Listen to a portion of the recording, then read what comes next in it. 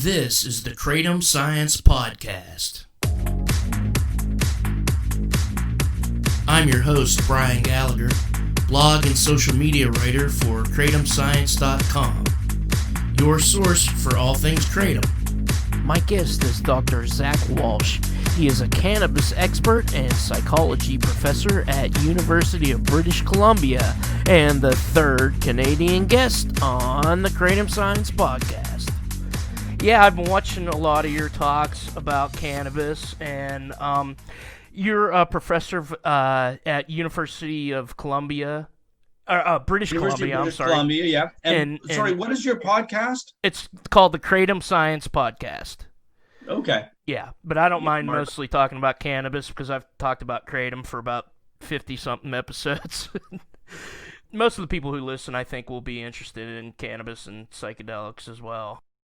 Cannabis has been legalized, and Canada was one of the first countries to fully legalize cannabis. Has there been, and that was in 2018, 2 years ago, has there been an impact on the research that you can do in Canada because of legalization?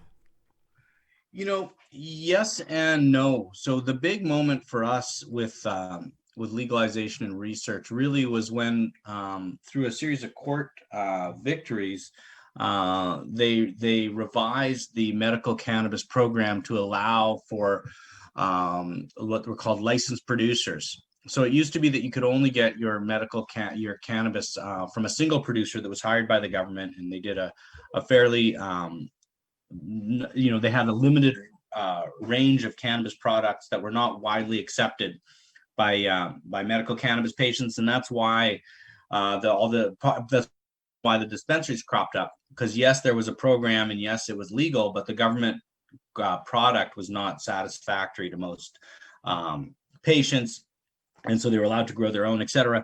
But it was revised to say, okay, we're going to have a competitive model where there's going to be for-profit companies that are producing cannabis. And when that came on board, all of a sudden there was product that we could use that was for research purposes. So we could do research with good quality cannabis. Mm-hmm. And there was an industry that was supportive of that research. And that was a couple of years before broad legalization. I think it was maybe 3 years before we legalized entirely that amendment was made. And that's really what opened up the research for us, because all of a sudden there was companies that could be partnered with, they could provide cannabis. And that was in a way a bigger change than legalization itself. If anything, legalization in some ways makes medical research more difficult, just because if you're trying to do trials or what have you, everyone has access to cannabis anyhow. And it makes it, paradoxically, people are not particularly interested in being part of all the rigmarole of a clinical trial when you can just get the medicine, quite easily at a corner store.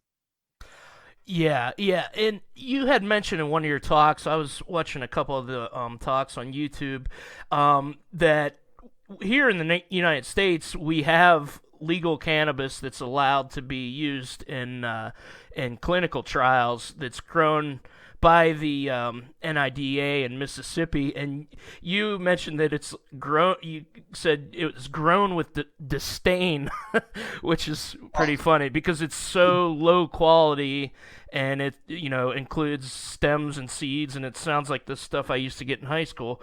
I can't speak to the mental state of the growers, and I'm sure they're very talented. I know that they're limited in what they're allowed to produce. So every time I know I've said that, and I wince a bit about it being held accountable. It appears as if it was grown with disdain. Okay. One could be forgiven for assuming that based on the end product, but I certainly don't want to infer that the people who are working hard in the Mississippi farm, where I believe it's produced still, have disdain for it. I think that they're probably quite into their work and doing as good a job as they're able to do given the restrictions. But there is a study. It's not just me.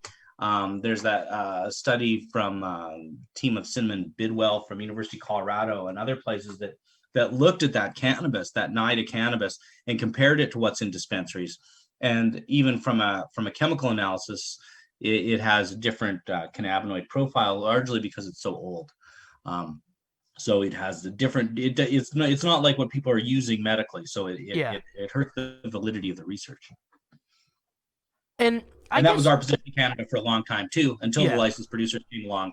Now we can get decent weed for research. You talked a bit in your TEDx talk about the history of cannabis going back millennia. What do we know about why people started to first use cannabis?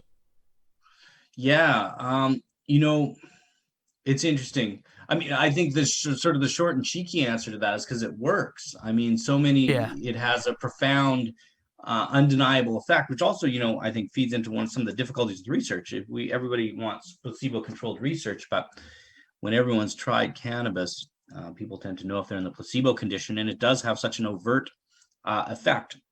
So, it's always a wonder how humans first assayed these different products, whether it's kratom or whether it's cannabis. But we know that the history of it is from Central Asia, from China, and it goes all the way back into sort of a mix of I suppose that time in our history when medicine and religion and science were less separate. So the Shengnan is the historical figure in the Chinese literature who is also attributed to discovering tea. And if you look at pictures of him, he doesn't look entirely human. So it's sort of a shamanic healer, historical figure that is thought to have introduced cannabis. But whether to the extent that he was an actual figure or a composite of a bunch of different folks, or just sort of a conduit of healing traditions, I think it's really there's probably some anthropologists or historians who would have better things to say about that than me. But I think the take home is that it goes back to prehistory. Before, yeah, it's a long history, a synergistic history. We know that cannabis pops up. It's sometimes called the trail follower, so it pops up where humans have disturbed the ground in camps. So it's a real synergy. I sometimes like to make the analogy it's like a dog. There's so many different varieties, and I think kratom is like that in a way as well. As it's sort of, and I don't know the history of kratom as well, and I don't know if it's been as comprehensively documented, at least in the English literature. I'm sure there's probably some really great stuff out there for someone who can dig it up. But a lot of plants really have emerged in partnership with humans, and humans help them to spread, and they help humans. So it's sort of a synergistic relationship. And along with that, we've recently have some fear of cannabis and prohibition, and I mean we can trace it in American history and recent history back to the 30s with Harry Anslinger and everything.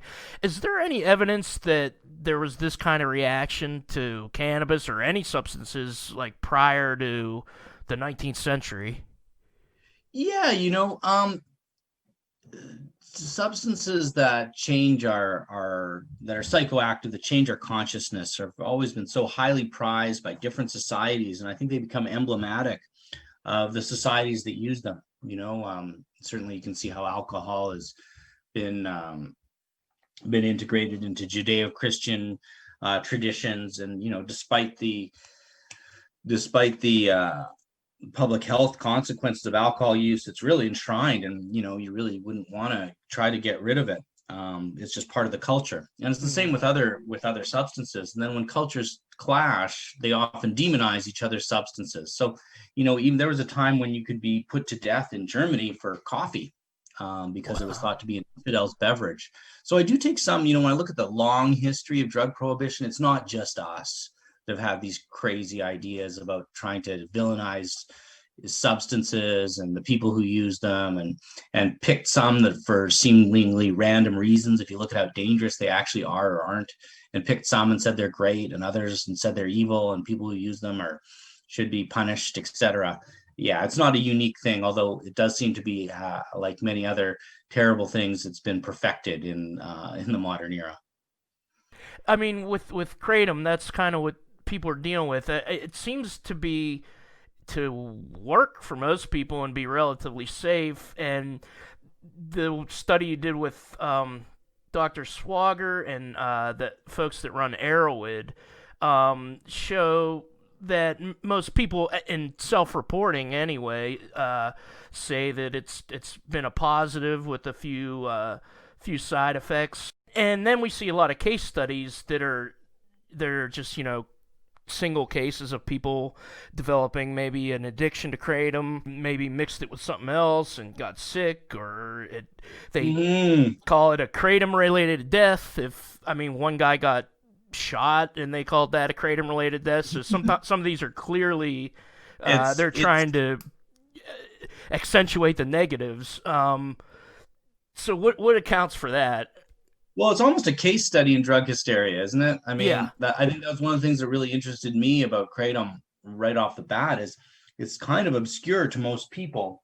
So it's almost like an ink blot test or something, like how people how different agencies and different organizations respond to kratom says a lot about how they respond to drugs more broadly, because they probably don't know much about kratom. So there's certainly a group of people where there's this almost knee-jerk enthusiasm for finding a problem with kratom, and really exaggerating it based on I really don't know what, other than some kind of a drug hysteria. It's hard to say why. It's quite, my sense of it is that, like anything, it's not entirely benign. It can cause a bit of a dependence. But in terms of the acute risks of it, I mean, we tolerate so many dangerous things in our society. I live in the mountains of British Columbia here, and there's people skiing all the time, and I see students come in with broken legs, and you go to the hills and you see people carried away on stretchers. And yet we don't seem to have any problem with the fact that people enjoy skiing, or it does something for their health and well-being, and they're allowed to do it, and nobody would think to prohibit that. Yet I would suggest that skiing is every bit as dangerous as kratom. Yeah, yeah, really. I definitely would not ski, and I take kratom a couple days a week. So. There you go. There you go. And no one's had to carry you out on a stretcher. No, not yet. You didn't miss your finals because you had a broken leg due to a kratom-related accident. Quantify it. We don't even quantify those risks. I mean, you could do case studies of people skiing. Yeah. Terrible. This was one of your talks that was from last year, Psychology Colloquia. I think it was titled Cannabis Revised. And you mentioned an article about that Malcolm Gladwell wrote that about somebody that smoked pot and then went on a murderous rampage. And his source was a psychiatrist for that. Does the field of psychiatry in general have an embedded vendetta against substances like kratom and cannabis, maybe because it keeps them in business if people are afraid of them and want to get off and they go to see the psychiatrist?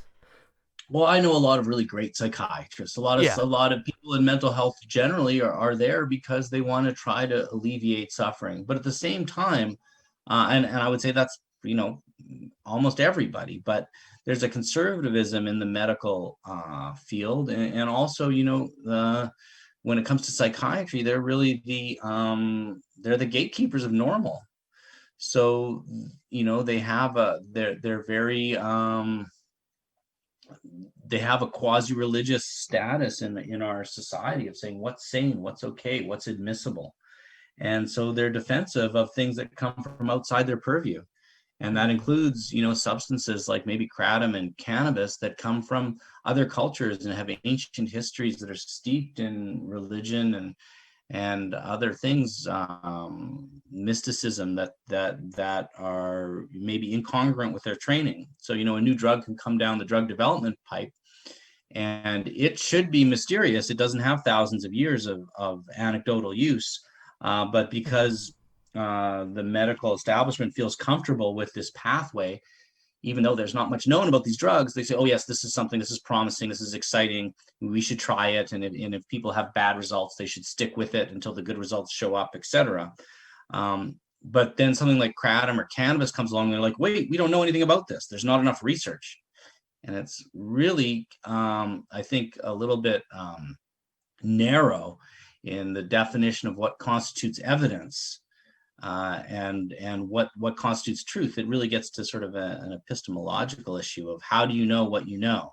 So if you only want to know about safety and effectiveness of substances, of what can be found from a clinical trial, then that is all you know. And then you can say that there's nothing known about things like kratom and cannabis. But if you want to look at, what have people been using for a very long time, and what do we know about these traditional uses, then there is a lot you can know, and maybe you know a lot more than you do about some of these pharmaceutical drugs, really. So it really comes down to, what does it mean to know, and how quick some psychiatrists and medical establishments are to say there's not enough evidence, we don't know anything. And really what they're saying is we're keeping a gate on truth, and what's true is what we can say. And how do you enter the club of what's true? Well, it takes a lot of money, because you have to do these RCTs, and that really limits what can even be tested. I don't, something like kratom or cannabis, there's limited ability to put them through an RCT pathway. It's not one size fits all. So these have several constituents. They're not single molecule medicines, and they may have limited commercial potential that would pay someone back for spending millions of dollars on that drug development pathway. So we can all, solemnly nod our heads and say, yes, we need more RCTs. But if we want to be pragmatic and say, hey, maybe these RCTs aren't going to happen,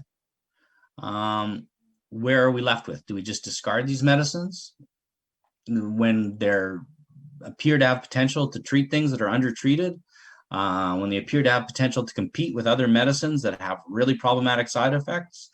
I think these are sort of the questions that really guide my research and my science. And by RCTs, you mean research clinical trials, is that right? Yeah, sorry, I shouldn't use acronyms. Sorry about that. Randomized clinical trials. Yeah, the kind of things yeah. There's a danger of kratom becoming illegal in this country, and which would, shut down research, which cannabis, they were researching cannabis before the prohibition, and it was like 80 years of epileptics, for example, that could have benefited directly from it. And what do we know about cannabis? Why do people use it today? What are they reporting? Well, medically, the big reasons people use it is pain, sleep, anxiety.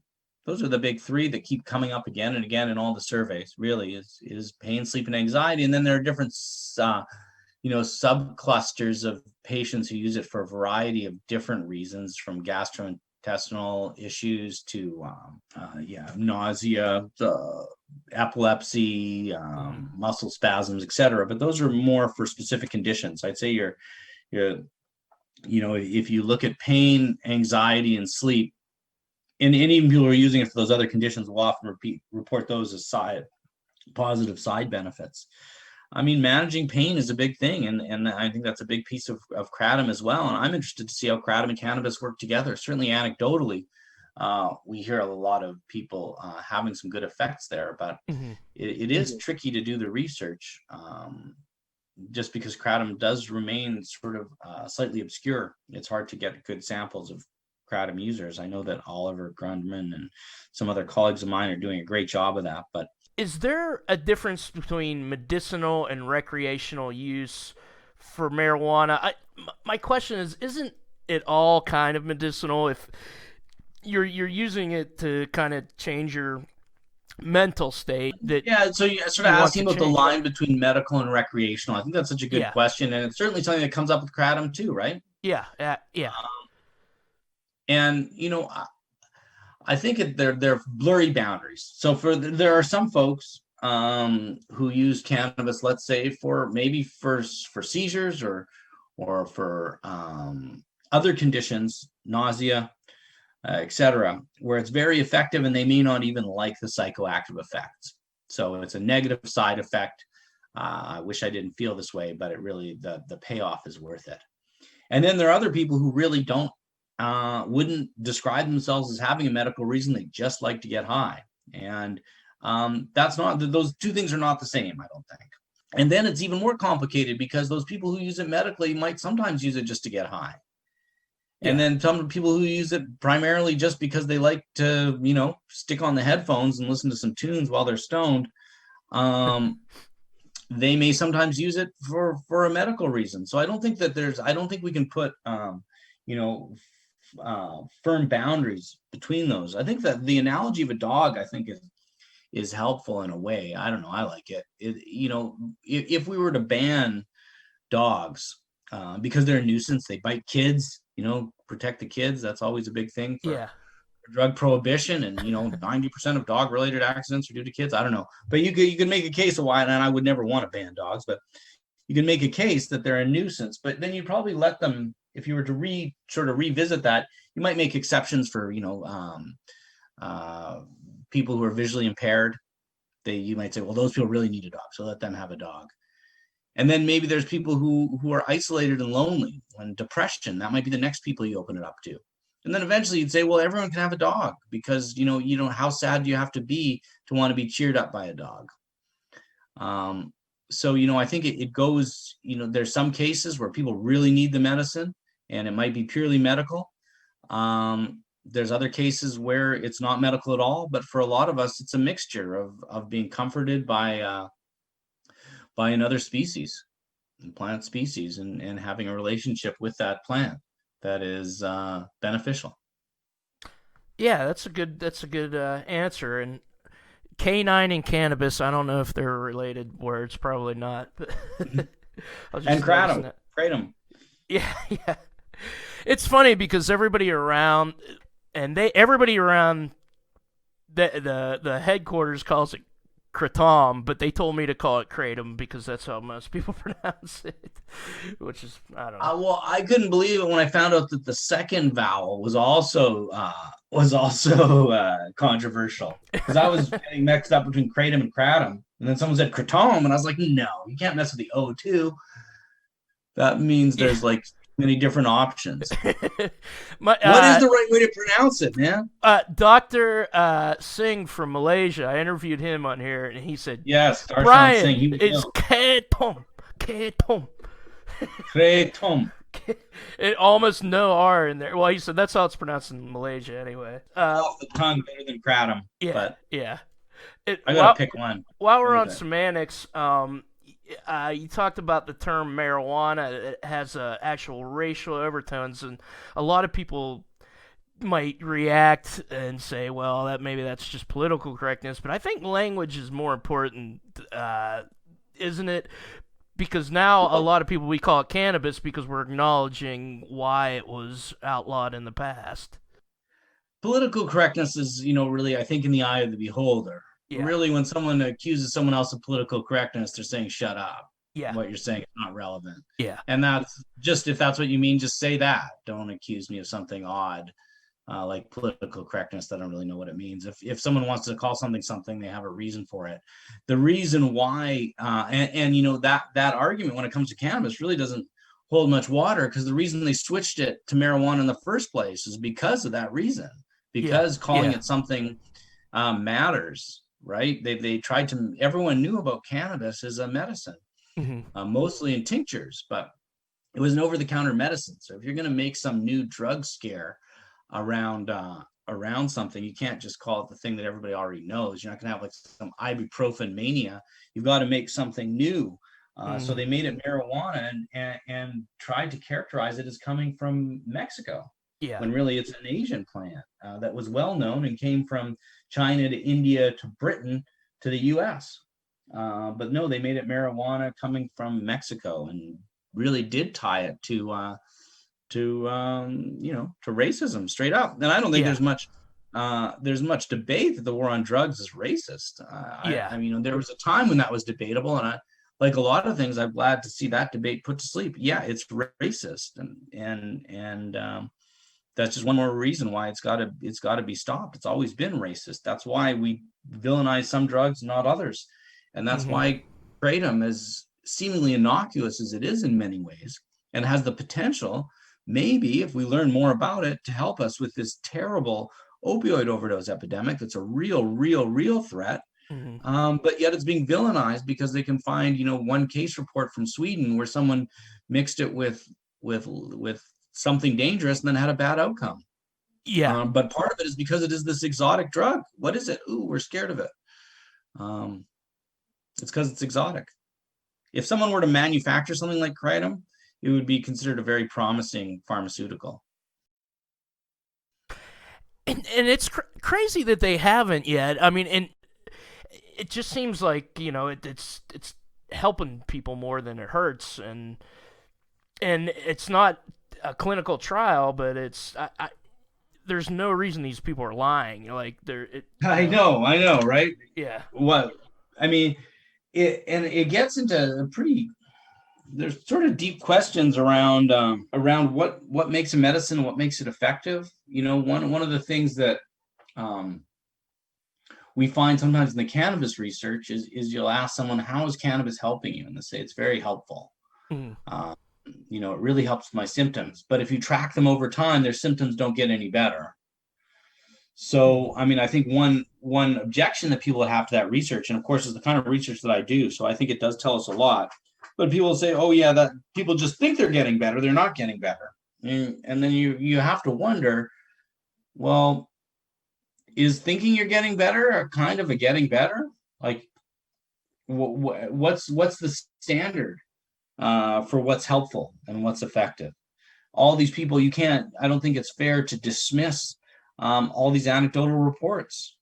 And in the absence of pronounced risk, which seems to be the case with kratom, we don't see terrible cases. They have to dig pretty hard to make these cases against it. If people seem to think that it's effective, then I think there should be a weight on that. I don't know why people are so concerned, like I say, about kratom when there's so many other dangerous things in the world. Why kratom? You said in one of your talks that when studying psychedelics, you should consider a little bit of magic and a little bit of skepticism.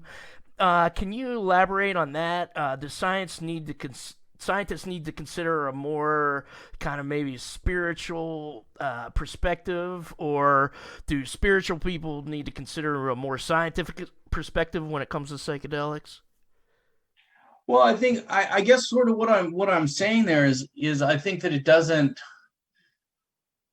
just because you describe something in one way doesn't mean you've described it entirely. So we have to be open to the fact that we're not going to capture all the effects, whether it's in an RCT, randomized clinical trial, or whether it's in these cross-sectional designs, or whether it's in some of the more esoteric, fanciful descriptions of what people have. All of those give us a perspective on the experience that help us understand it in different ways. So yeah, I think it's important that we recognize that there was a time when and I think there still are ways in which contemporary Western medicine and magic and ritual are still entwined, and that may be part of what we see with this interest in plant medicines like kratom, like psilocybin, like cannabis, beyond just whether or not they're more effective than a pharmaceutical. But I think there are people and many people who say there's something more appealing about those kind of approaches than pharmaceuticals. And there's I think there can be a tendency to write that off and say, oh, just because something's natural doesn't mean it's safe. And what do you even mean by natural? And that's just a flaky idea. But I think we do a disservice to genuine longings of people for a different kind of approach to health and to wellness, and to a connection with the way things might be that's a little bit different than our current medical paradigm.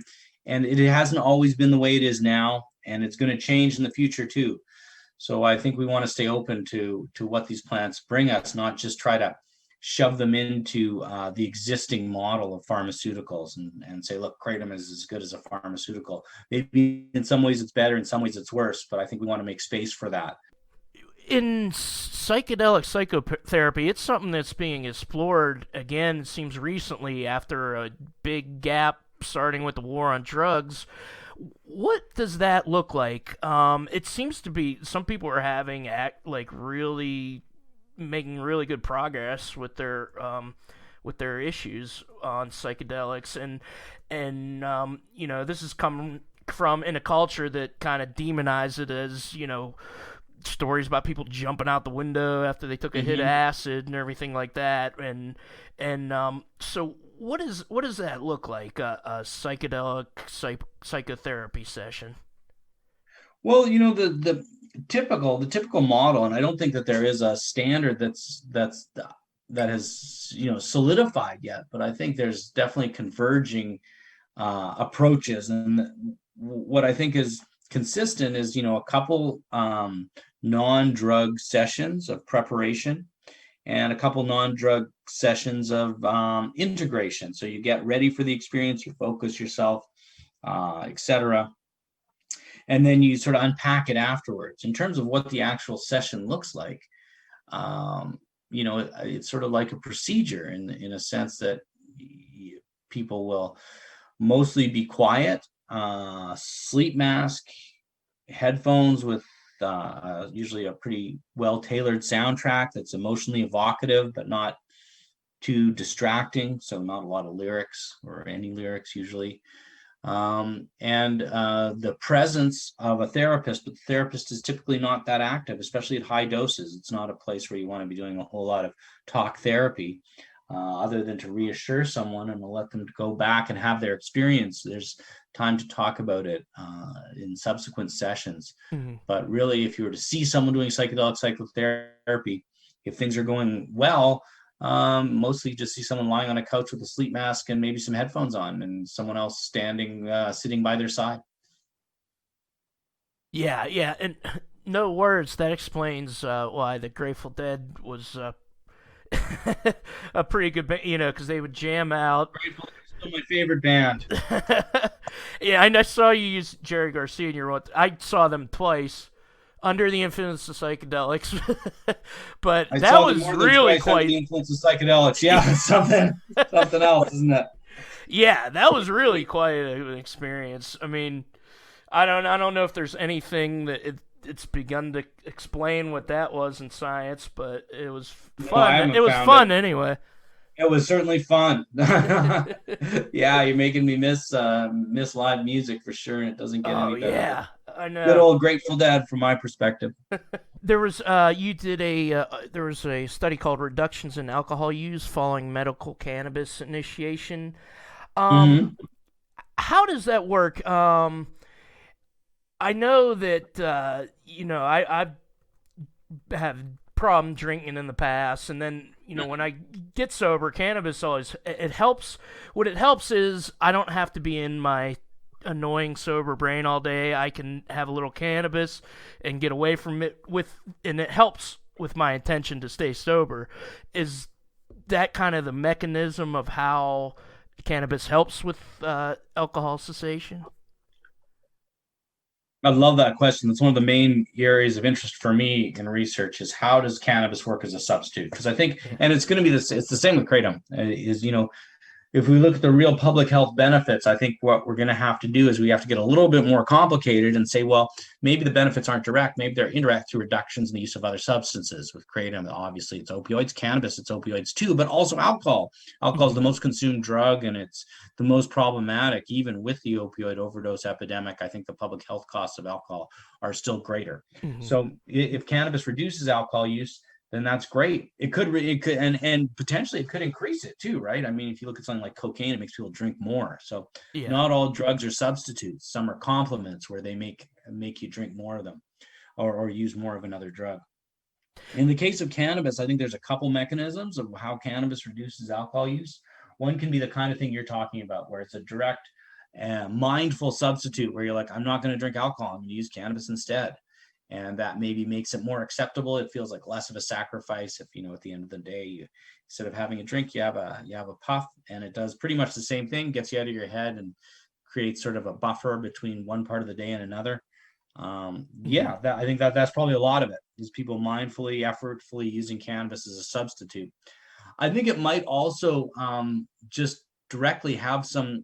And one thing that we're interested in, this is something that hasn't come out yet, but one of my master's students just finished up a study looking at how about binge drinking, because really that's where the concern is with drinking, is mostly if people are drinking more than 4 or so drinks on an occasion, And once you get past 5 or 6 drinks, that's when you get into this danger zone where each additional drink increases risk of accident and negative outcomes. So even if you can cut someone's binge from 7 beer to 6 beer, even though it seems like a small thing, at a public health level, it can be quite a savings. And I think cannabis works there too. I think it causes people to drink a little more slowly, and maybe forget where they left their beer or that they even opened one. That's great. I'm joking, but really, that's one of the things that we found in our study was that cannabis combined with alcohol, people drank about a drink less in a binge, and that it might not have even been that intentional, that they may not have meant to. They just ended up drinking a little more slowly because they were smoking at the same time and ended up getting less drunk. And I mean, anecdotally, I've had that happen. You just drink more slowly. Yeah. A lot of people I know get really sick if they do both. So they mostly ended up choosing the safer one. And there was another study you did on psychedelic use and intimate partner violence, and it shows that, like, this is in line with the public health issue, that it shows that it has a role, it regulates your emotions. Like, people who have used psychedelics are less likely to be violent. It looks like it's partially that it leads to better, that it's associated with better emotion regulation, I think that feeds into some of our ideas about how psychedelics might work. It just give you a little bit of a perspective on your emotion so that you can experience it as an emotion instead of being entirely fused with it. So it's just like a fact, like, I got to react to this is real, I'm being threatened, or I've had enough, or whatever. You have that little bit of distance on yourself where you can say, boy, I'm having that thought that I have had enough, and maybe I have, maybe I hadn't, but I don't need to act on it. I can just have that thought and keep on living my values, which are for most people to be nonviolent. Yeah, and that's why I've never seen a fight at a Grateful Dead show unless they were drinking, I think. Yeah, no, they're remarkably peaceful events considering the level of intoxication. Yeah. Well, thanks so much, Brian. That was thanks fun. A lot. Yeah, thanks a lot. I'll edit it together and I'll send you an email when it's up. This music isn't the Grateful Dead, it's Rising. The song is called Memories of Thailand. The Kratom Science Podcast is written and produced by me, Brian Gallagher, for KratomScience.com. Take care.